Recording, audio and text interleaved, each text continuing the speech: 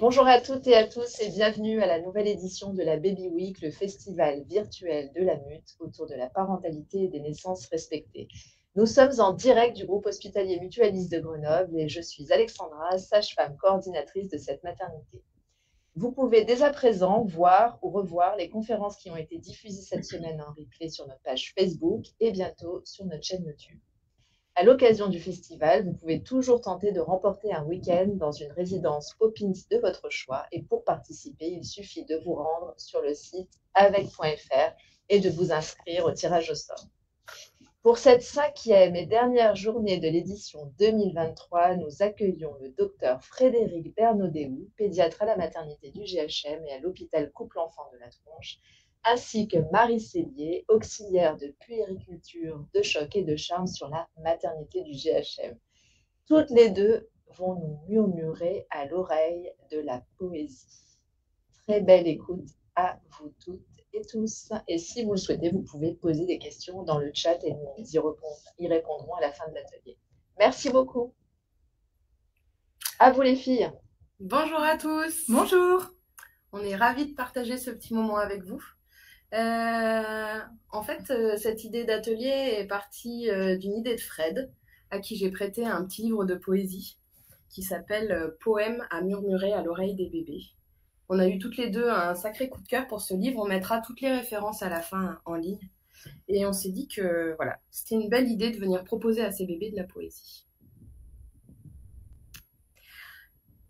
On va partir d'une définition. Pourquoi la poésie ? Le Larousse nous dit que c'est l'art d'évoquer et de suggérer les sensations, les impressions, les émotions les plus vives. C'est une union intense des sens, des rythmes et des harmonies. C'est important chez les nouveau-nés de venir proposer une stimulation des sens. Et les bébés et les parents sont des êtres de sens. C'est comme ça qu'ils rentrent en relation. C'est ce qui nous intéressait dans cette proposition de poésie. On propose régulièrement à la maternité des ateliers pédiatriques qui tournent autour des compétences du nouveau-né. On fait des mini baby week qui sont proposés régulièrement sur les réseaux sociaux. Et avec Frédéric, du coup, qui est ici, toutes les deux, on propose un atelier sur la vision des nouveau-nés et on y évoque souvent aussi l'audition. La poésie, c'est une vraie combinaison justement de l'audition et ici, on vous montrera avec quelques supports visuels de la vision. L'audition, chez les nouveau-nés, c'est l'avant-dernier sens qui se développe. Le bébé entend déjà un peu dans sa vie intra-utérine, mais à la naissance, c'est un sens qui va prendre toute son ampleur. Et il est souvent appuyé et aidé par la vision, qui pour le coup est le dernier sens qui se met en place. On vous montrera du coup, au fur et à mesure de nos poésies, des petits supports visuels. Alors c'est vrai qu'il y avait cette idée d'être vraiment dans la sensorialité du bébé, mais il faut savoir que la sensorialité, c'est le support de l'intelligence, c'est le support de plein de choses qui vont se développer par la suite, et notamment du langage. Alors comment est-ce qu'on accède au langage quand on est bébé ? Eh bien, on y accède par la musique du langage. C'est-à-dire qu'un bébé, au départ, il a tous les sons en lui. Il peut appréhender aussi bien du chinois que du français, que de l'anglais. Et au fur et à mesure, il va sélectionner en fait les sons de sa langue. Et c'est comme ça qu'il va pouvoir accéder au langage. Et les bébés, après plusieurs mois, ils accèdent au langage par la prosodie. La prosodie, c'est la musique du langage. Et on sait très bien, on voit les bébés qui commencent à parler, ils disent pas des mots, ils disent des intonations, ils disent un petit jargon, mais dans leur intonation, on comprend en fait leur intention. Et quand on parle de poésie, quand on lit de la poésie, on n'a pas du tout la même musique du langage que quand on parle comme là, vous et moi, même si c'est par un écran interposé. Et du coup, il y a vraiment un intérêt à lire des poèmes au bébé pour justement provoquer une espèce de rupture de prosodie de rupture de musique par rapport au langage ordinaire. Et cette rupture de musique, elle va de nouveau aller intéresser le bébé sur des choses, sur des façons de parler qu'il n'a jamais entendues jusqu'à présent. Alors, c'est très proche des comptines, mais on est quand même nombreux à pas forcément avoir toujours envie de chanter, on a envie de garder du soleil pour l'après-midi. Et pour certains parents, c'est compliqué en fait d'aller chanter. Et bien pour cela, peut-être que la poésie, ça peut être une forme intermédiaire de rentrer dans cette autre prosodie.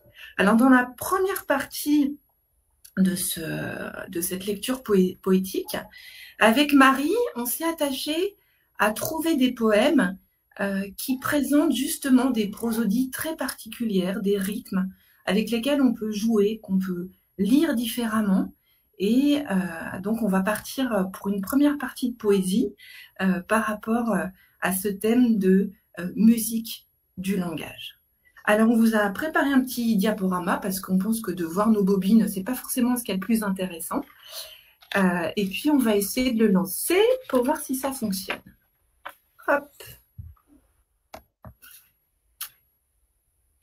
Est-ce que à la régie, vous pouvez nous dire que tout est bon? Oui, c'est parfait. Merci. Ça marche. Vas-y, tu peux lancer le petit carillon.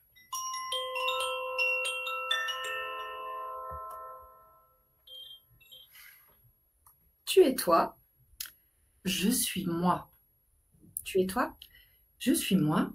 quoi qu'il en arrive, Quoi qu'il en soit, nous sommes la somme de ce que nous sommes. la somme de cet amour Infini. Tu es toi, je suis moi, Qui que tu sois, qui que je sois, nous sommes la somme de ce que nous sommes. de cet amour infini.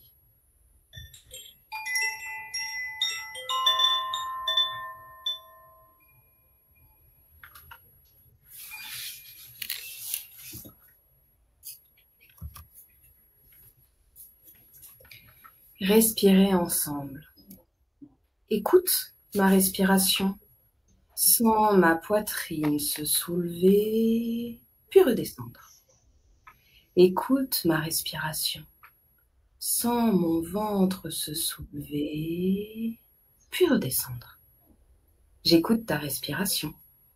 Je sens ta poitrine se soulever, puis redescendre. J'écoute ta respiration. Je sens ton ventre se soulever, puis redescendre. Inspiration, expiration, inspiration. Instant après instant, respirer ensemble.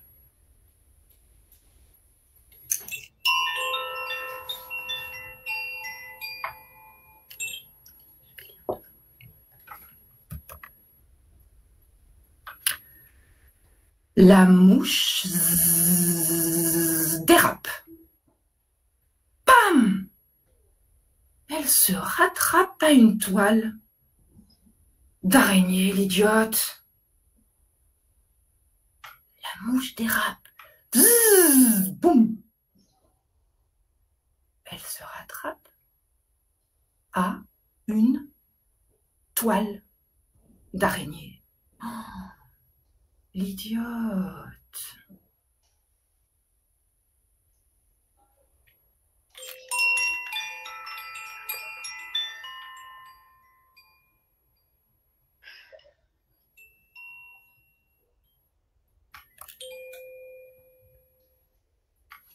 Invasion d'orteils, c'est l'été à Palavas, Monoï et Chipolatas. Ah, invasion d'orteils. Oh, c'est l'été à Palavas, Monoï et Chipolatas.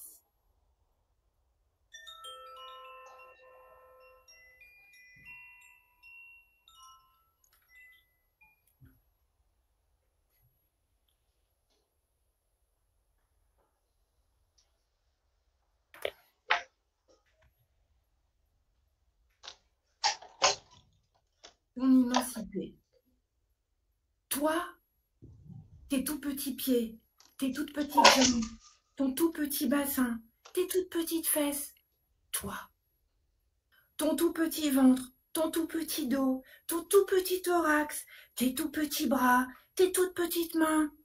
Toi, tes toutes petites épaules, ta toute petite nuque, ton tout petit cou. Toi, ton tout petit menton, ta toute petite bouche, tes toutes petites oreilles, tes toutes petites joues, ton tout petit nez, tes tout petits yeux, ton tout petit front, ton tout petit crâne. Toi, ton immensité.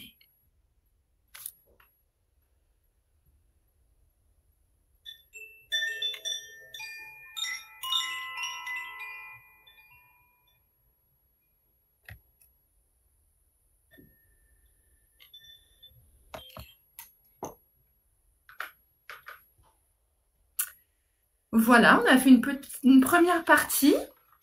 Alors, on peut un petit peu revenir dessus, peut-être. Si vous avez vu, donc, on a lu des poèmes avec Marie, à deux, chacune de notre côté, de façon différente.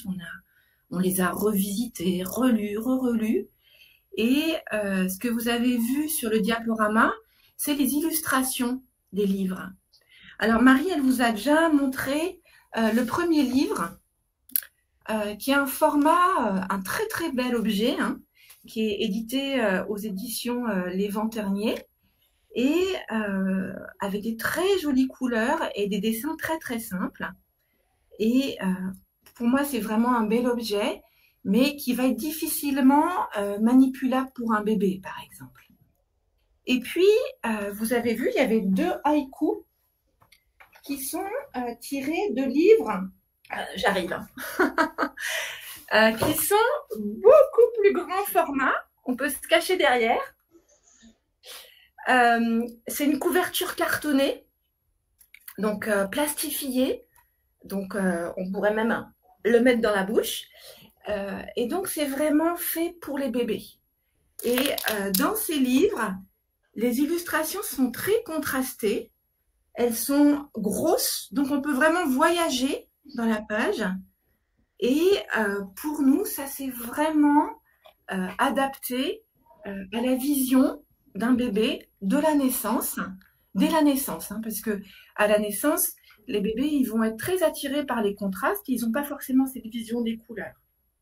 Et vous avez vu les textes qu'on a choisis du côté des haïkus, c'est des textes qui sont très courts et qui sont aussi très en relation avec les sens et par-dessus lesquels on peut ajouter des onomatopées, des petits... et ça, c'est hyper important pour l'apprentissage du langage, d'avoir aussi accès à des sons qui ne sont pas forcément des mots, mais qui vont permettre justement la compréhension par des sons de ce qui est dit dans le poème. Donc vraiment, ces poèmes pour bébés, c'est publié aux éditions du Seuil, et c'est aussi disponible en bibliothèque, hein, et donc c'est pour nous des formidables supports de l'association voix et images dès la naissance.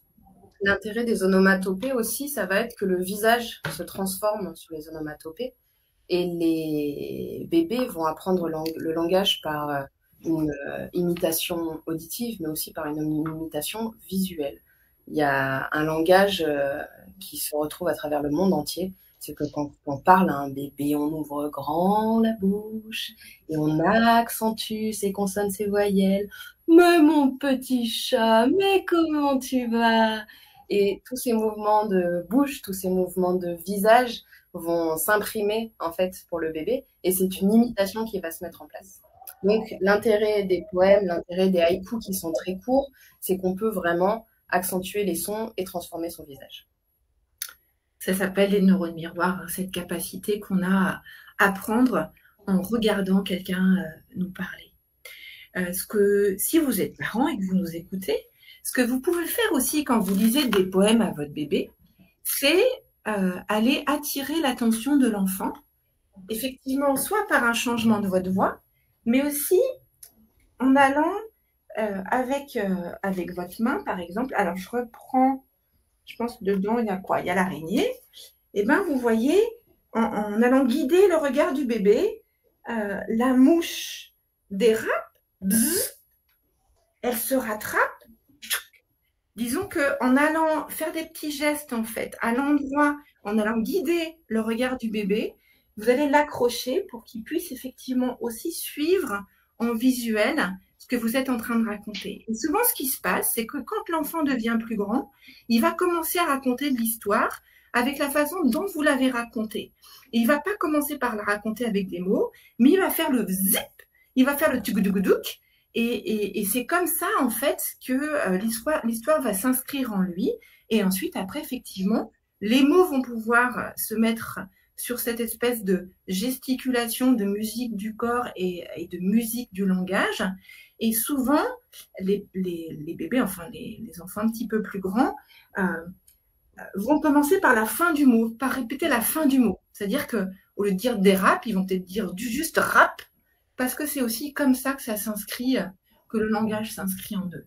Voilà, moi je trouve ça passionnant d'essayer de voir comment les bébés accèdent au langage. Puis c'est tellement chou cette période-là que c'est vraiment des activités qui peuvent vous apporter aussi à vous beaucoup de plaisir et beaucoup de bonheur. L'avantage aussi des livres cartonnés comme ça, c'est que le bébé va pouvoir s'approprier l'objet. Ça devient un objet, ça devient un livre qu'il peut manipuler et qu'il peut utiliser. Surtout les grands formats de livres comme ça, régulièrement peuvent servir de cabane, peuvent servir de tremplin voiture, peuvent servir de plein de choses. Et c'est des objets faciles à laisser à portée de main des enfants. Quand je parlais que de lire de la poésie à votre bébé, ça peut vous apporter vraiment du plaisir aussi à vous en tant que parent. On avait après, dans ce deuxième moment de poésie avec Marie, envie de vous transmettre aussi, quand on lit un texte, que ce soit de la poésie, une comptine, etc., les spécialistes du langage disent qu'on fait un acte de langage ou un acte de parole. C'est-à-dire qu'il y a une fonction qu'on appelle performative dans le langage, c'est-à-dire que quand je parle, les choses existent. Et quand on est parent, il y a beaucoup de choses qui peuvent exister dans notre inconscient et auxquelles on n'a pas forcément accès de premier abord.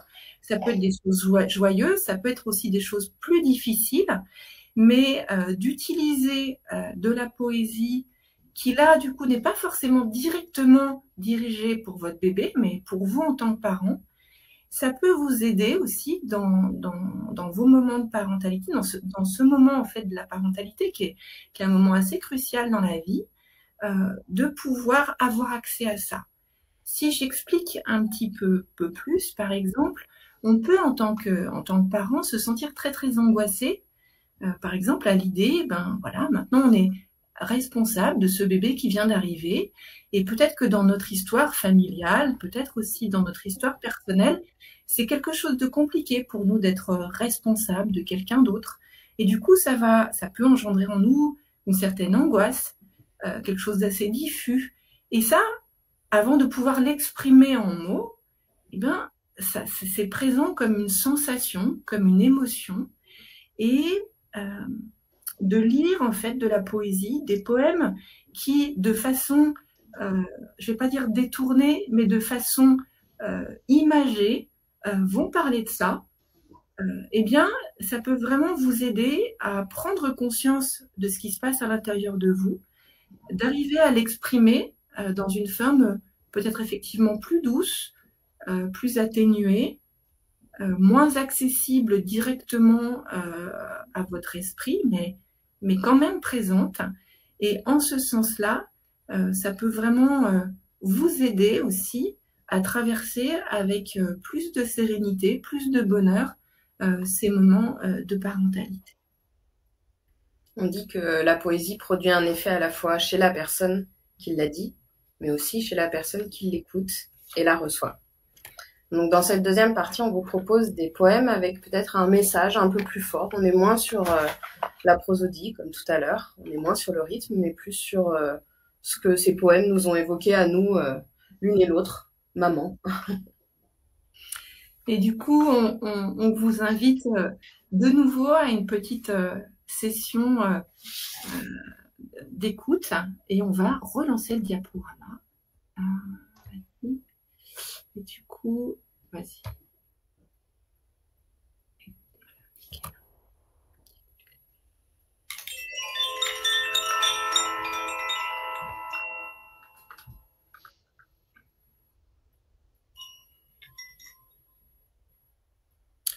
la grande ours. Est-ce qu'il fait froid? Je sais pas. Oui, peut-être. Est-ce que tu me tiens bien? Ah oui, n'aie crainte. Ne me lâche pas. J'ai si peur.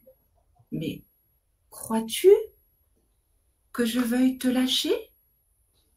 Non, mais où es-tu? Où sommes-nous? Je ne sais pas. Dans le ciel. Mais tu es sûr? Mes pieds s'enfoncent dans l'eau. Ah, mais c'est l'eau du ciel.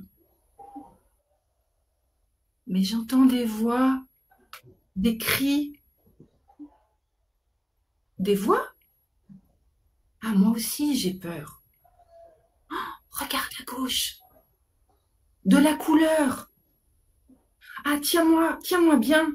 Et ces gens sur la route, ces soirs de fête? Ah non, ce sont des bêtes immenses. Ah non, non, ce sont des enfants, rien que des enfants. Oh, j'ai peur. Tiens-toi bien à mon cou. Parlons encore. Qu'est-ce que c'est?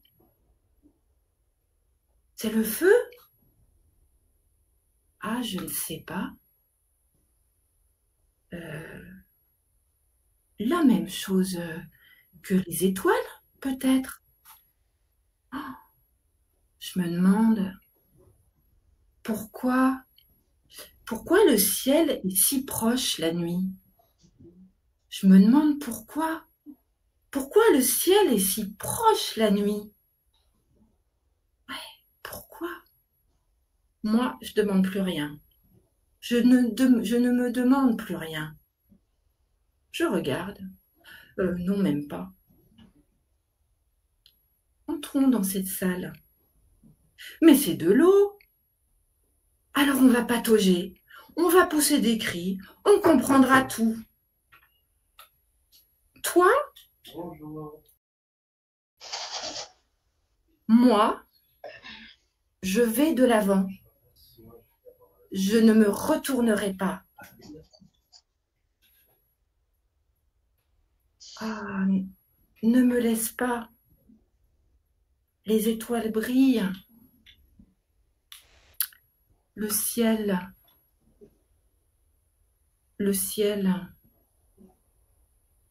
bouge.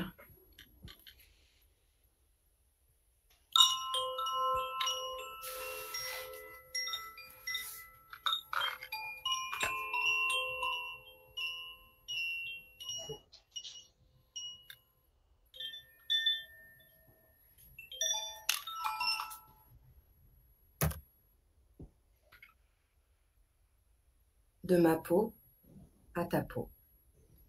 De ma peau à ta peau. Amour, amour, amour. Alors osons ce peau à peau, cette douceur, cette insondable onde de bonheur. De ta peau à ma peau, amour, amour, amour.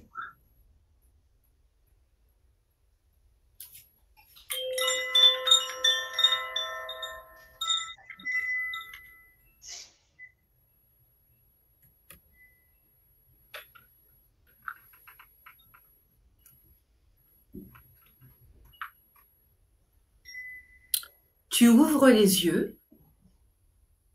Dessous, un clou pour y accrocher ma vie.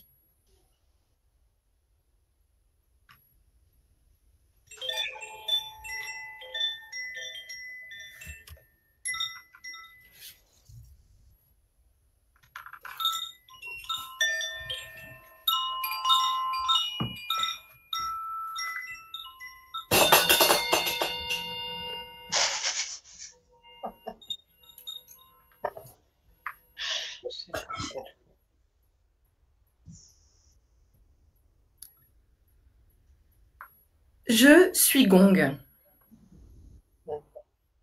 Dans le champ de ma colère, il y a un œuf. Et dans cet œuf, il y a ma mère, mon père et mes enfants. Et dans ce tout, il y a joie et tristesse mêlée et vie. Grosse tempête qui m'avait secouru. Beau soleil qui m'a contrecarré. Il y a haine en moi, forte et de date ancienne. Et pour la beauté, on verra plus tard. Je ne suis devenue dure, en effet, que par lamelle. Je ne suis, en effet, devenue dure que par lamelle. Si l'on savait comme je suis restée moelleuse au fond, je suis Gong et Watt et chant neigeux, je le dis et j'en suis sûre.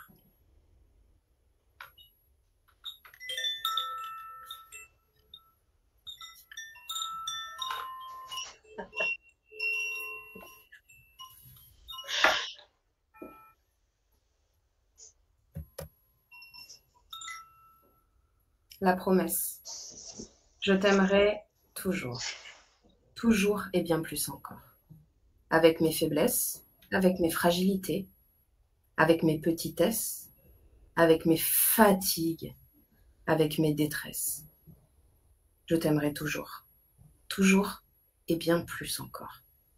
Avec mes courages, avec mes solidités, avec mes hauteurs, mes vigueurs, avec mes allégresses. Il y aura du temps pour ceci, il y aura du temps pour cela. La vie est ainsi. Mais aussi, de ton premier souffle à mon dernier souffle, je t'aimerai toujours.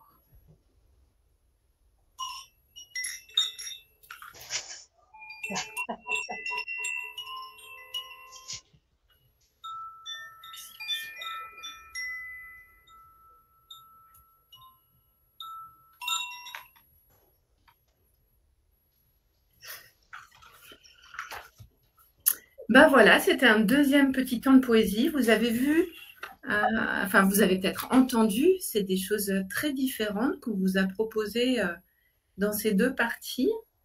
Il y avait des poèmes à la fois de toujours du même livre. Et puis, moi, j'ai été piochée dans mes livres des poésies.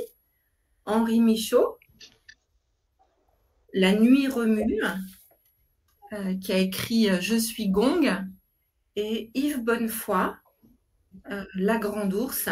C'est le titre du poème et c'est aussi le titre du recueil de poésie. C'est vrai que c'est toujours assez impressionnant en fait de lire à haute voix des poèmes. On se rend vraiment compte de cet aspect performatif, à la fois pour soi et pour les autres probablement. Et c'est vraiment quelque chose qu'on vous invite à essayer, parce que je pense que tant qu'on ne l'a pas fait, on a un petit peu du mal à se rendre compte de ce que ça peut produire. On voulait peut-être, alors je crois qu'il y a peut-être des questions dans le chat, mais ce qu'on voulait vous proposer avant, c'est de remettre le diaporama et vous allez avoir toutes les références en fait des textes qu'on a lus et des illustrations aussi qui les accompagnent. Et puis, on voulait vous faire une petite surprise en dernier. Puis après, on viendra avec vous. Et puis, je sais pas, on peut... Alors, c'est vrai qu'il est très tôt, il est 13h29, donc on a encore du temps. Donc, soit on peut avoir du temps pour relire certains poèmes. On ne savait pas du tout, en fait, combien de temps ça prendrait d'être avec vous et de lire cette poésie. Soit on peut aussi répondre s'il y a des questions dans le chat dans un deuxième temps.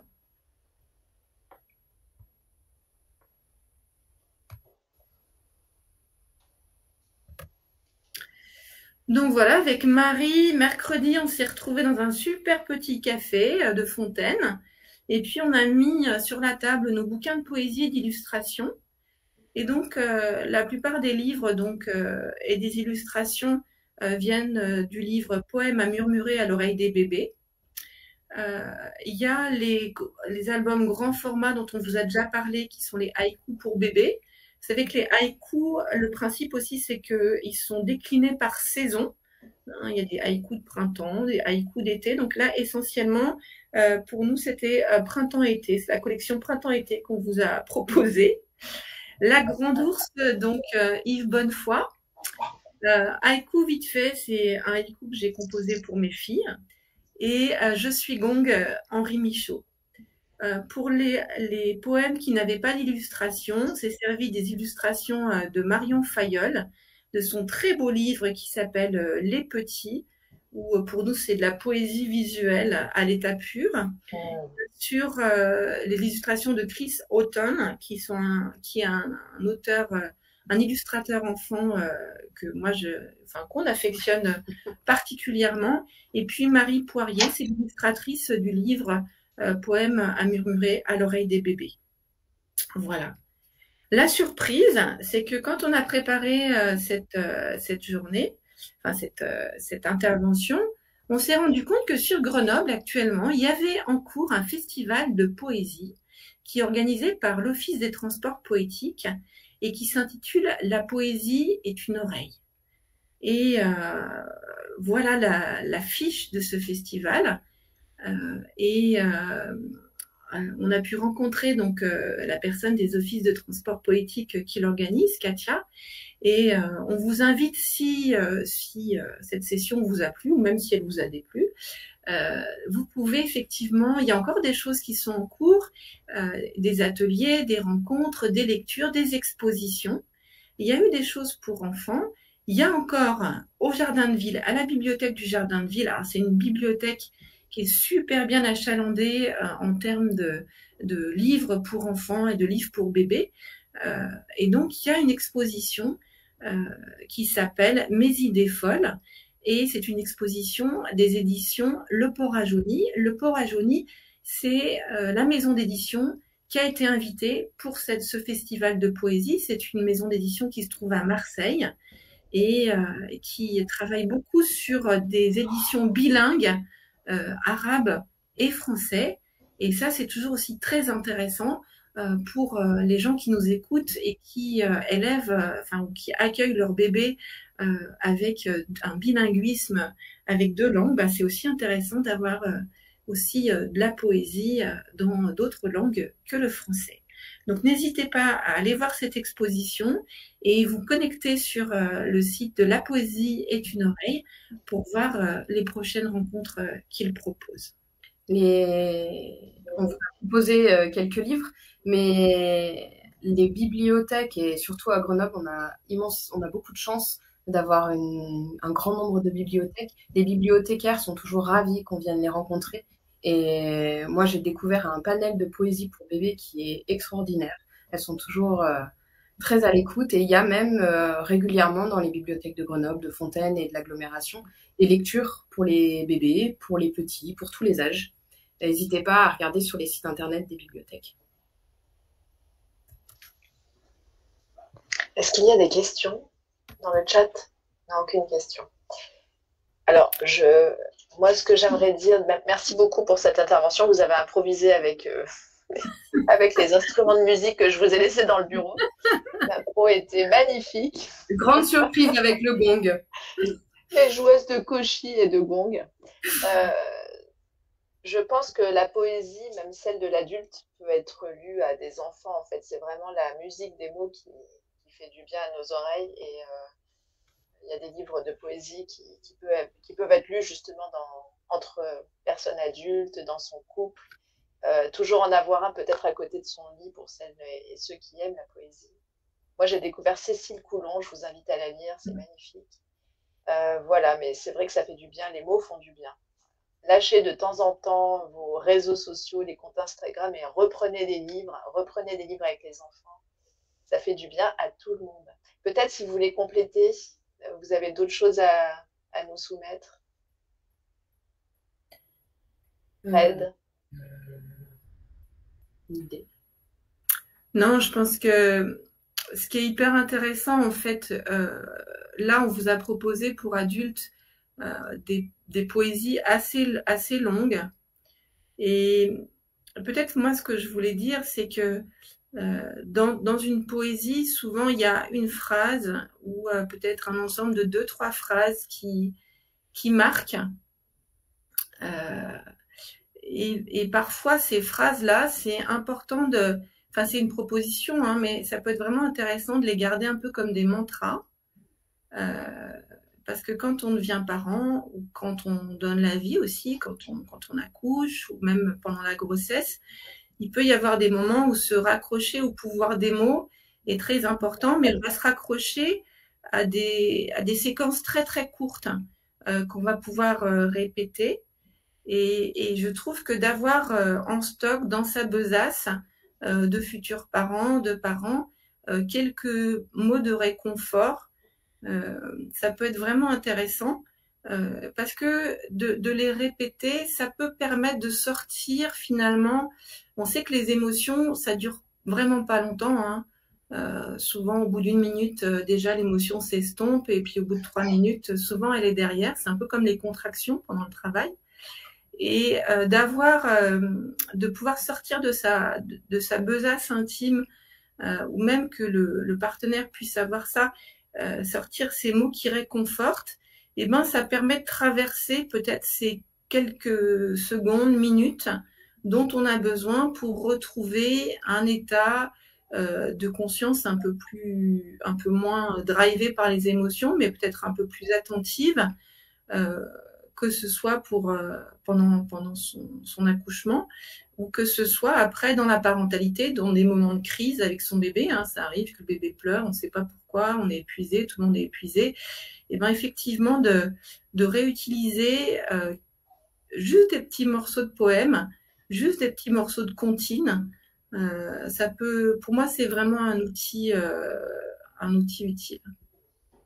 Il y en a une qu'on entend souvent, ça me fait penser, on propose régulièrement aux patientes de peut-être faire des petites cartes, des petits papiers qui vont les accompagner pendant le travail, pendant l'accouchement.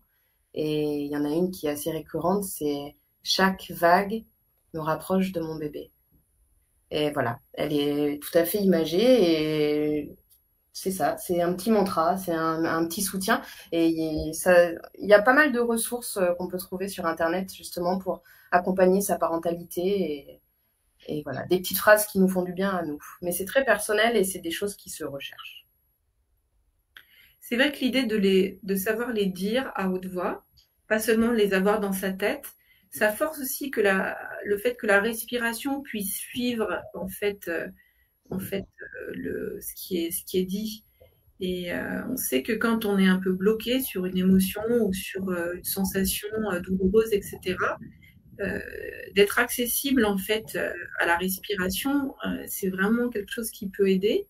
Et le fait de lire une phrase, en tout cas de dire une phrase, nous force à respirer à certains moments de la phrase, et en ça, d'être engagé aussi avec son souffle et avec son corps dans cette parole performative. Et je sais qu'Alexandra, tu m'avais dit que tu me poserais une question sur est-ce qu'il y a de la poésie dans nos accouchements, ou est-ce qu'elle pourrait être sa place? Eh bien, par exemple, d'un point de vue du coup rythme et prosodie, elle pourrait avoir une place là-dedans, de soutien finalement à un processus physiologique qui est la régulation de la douleur, par exemple par le souffle. On sait à quel point les mots sont importants tout le temps, même pendant le travail. D'ailleurs, il y a des formations sur le vocabulaire qu'on peut utiliser en tant que soignant, tous les mots qu'on doit éviter, les phrases qui sont vraiment délétères. Donc, les mots, à partir du mot, on sait qu'il y a l'émotion derrière, donc il faut vraiment faire attention. Et puis c'est vrai qu'il y a des femmes qui sont quand même aussi attirées par le chant pour enfanter. Le fait de faire sortir les sons, on sait à quel point des fois ça les soulage.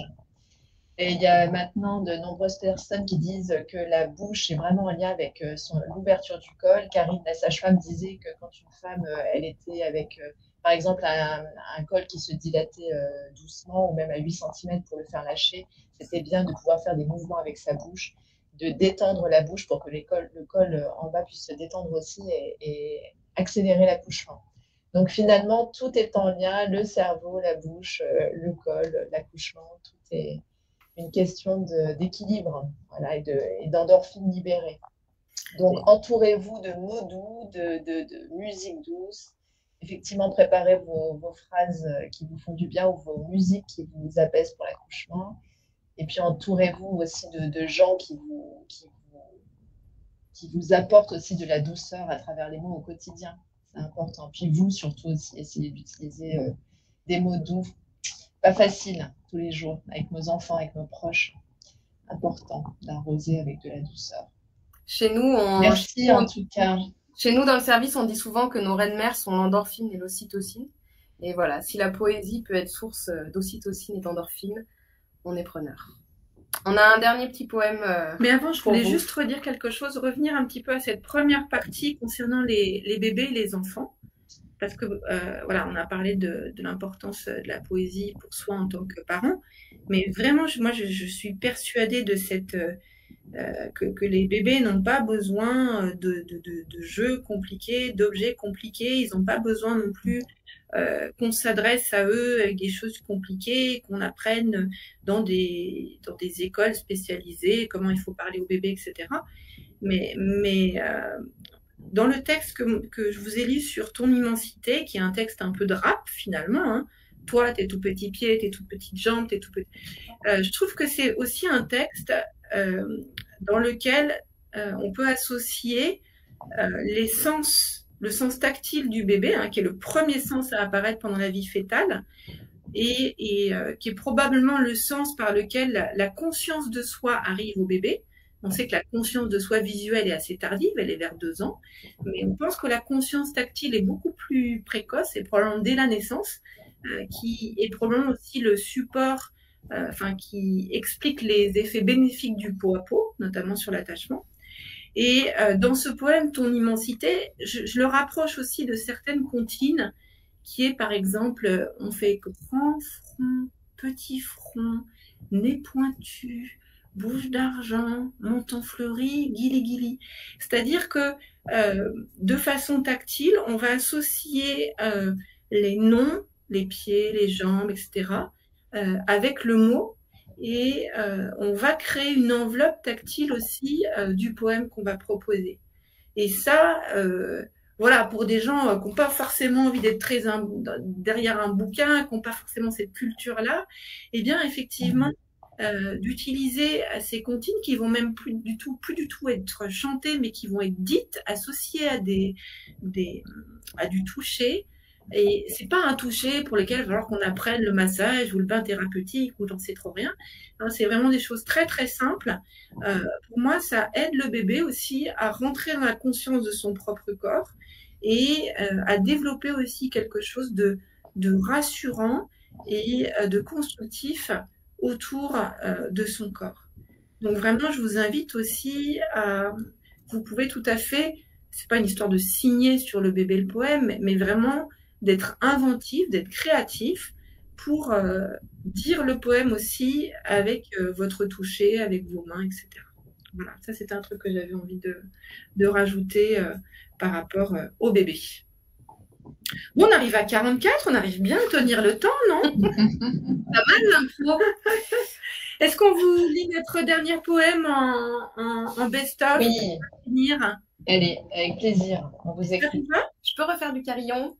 On vous refait un petit carillon. Non, je ne sais plus où il est. Il est là. Ça, c'est génial avec les bébés. Et les adultes.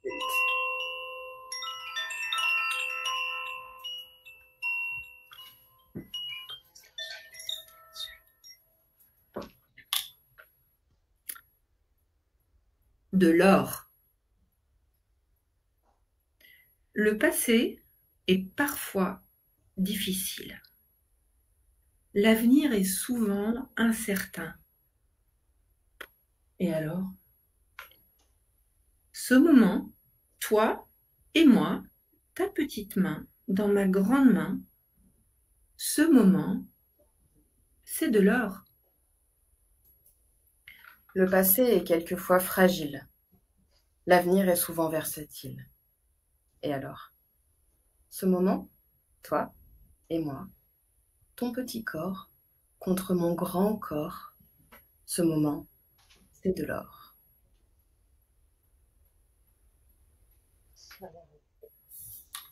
Trop mignon, j'adore. Finir là-dessus. Merci beaucoup. Merci infiniment. Il y a Falch qui nous demande, est-ce qu'il est possible de redonner les références des livres présentés? On vous les mettra peut-être en commentaire sous la page avec la vidéo de Marie et Fred. On vous mettra les références. Voilà, il n'y a aucun problème. Merci beaucoup. Et puis là, nous vous invitons donc à continuer à regarder donc Dr Renner, Jean-Paul Renner, qui va nous parler de l'utérus gravide. Dr Renner est un médecin gynécologue obstétricien qui s'est attaché à récupérer 700 coupes d'utérus gravide faites à l'IRM avec une imagerie résonance magnétique, et donc il a réussi à reconstituer l'utérus pendant la grossesse, son évolution, sa position, sa forme, à positionner les muscles qui étaient aussi dans le corps de la femme derrière l'utérus, et on peut voir comment notre vision de ce qu'on a pu s'en faire de cet utérus est fausse finalement. Et voilà, sa vision est révolutionnaire, je trouve, et je vous invite vraiment à l'écouter, c'est passionnant. Donc, on se retrouve tout à l'heure à 14h30 en direct sur notre page Facebook. Merci Fred, merci Marie, et puis à très vite.